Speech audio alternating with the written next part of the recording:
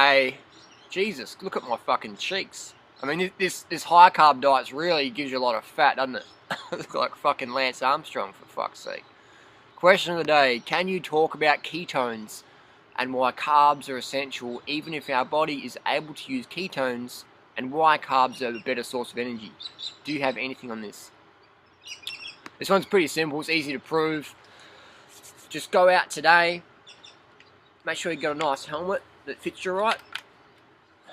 Make sure you buckle up.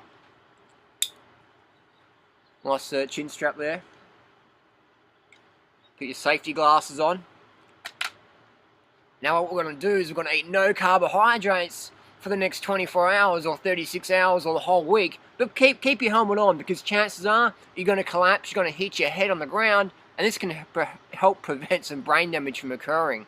Because when you run out of carbs, your life is fucked. When you hit ketosis, your energy levels are going down like that. And the flashlight on top serves as a role at night time, so when you're about to collapse, you can sort of see where you collapsed into. But seriously, here's what happens when you hit ketosis. Check out these athletes. These have all hit ketosis, and they're all hitting the ground.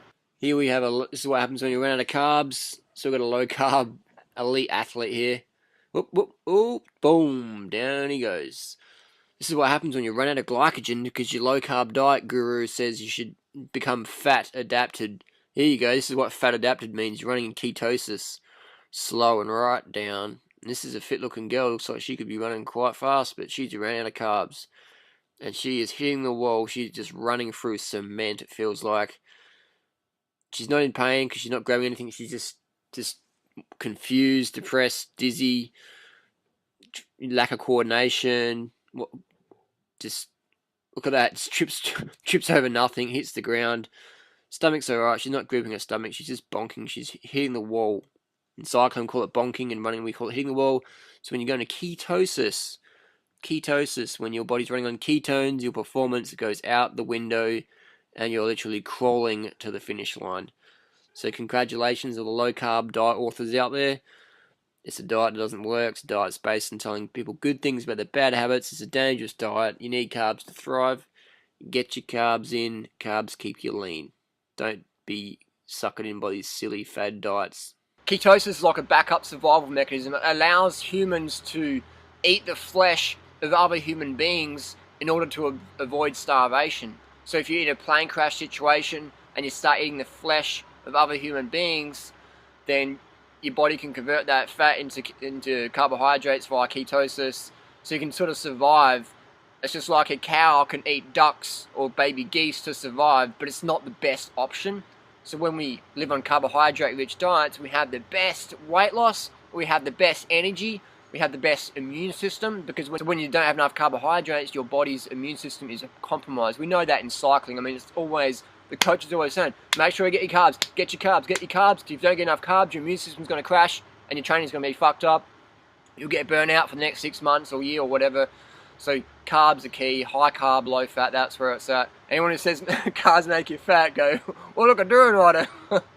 Man, I've ridden, in the last 30 days, I've ridden 405 kilometers, and I've ran about 111 kilometers, which is fuck all training for someone at my level. It's fuck all.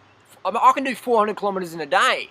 Mike Arnstein runs 111 kilometers in an afternoon. So I'm stuffing my face every freaking meal.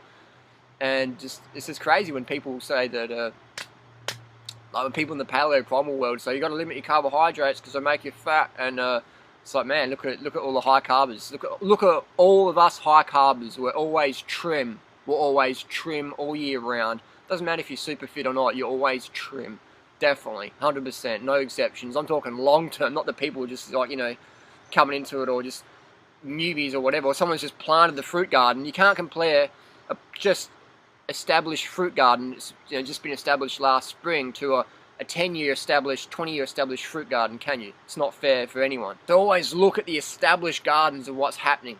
The garden of health, the established shit. That's what you want to look at. You don't want to look at people like Mark Sisson who've been doing their diet for like a year or two. I won't go into that, but you want to look at these long-term examples, long-term cultures, things like that. And we know the Eskimos had a lot of cancer. That's definitely been documented. You can check out that. Eskimos are riddled with cancer.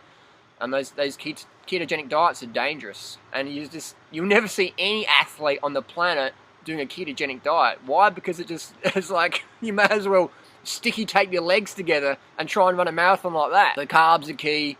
That's where it's at. Ketosis is like a backup plan. It's like if you got the option between a plate of human flesh or pig flesh or a plate of mangoes or rice or carbohydrates, go with that. Go with the good stuff and leave the dog food to the dogs. We're not dogs, but we can eat dog food to survive. Go with the best food. Go with the best human food. Fruit's champion. That's just where it's at. Thanks for watching. See you next video.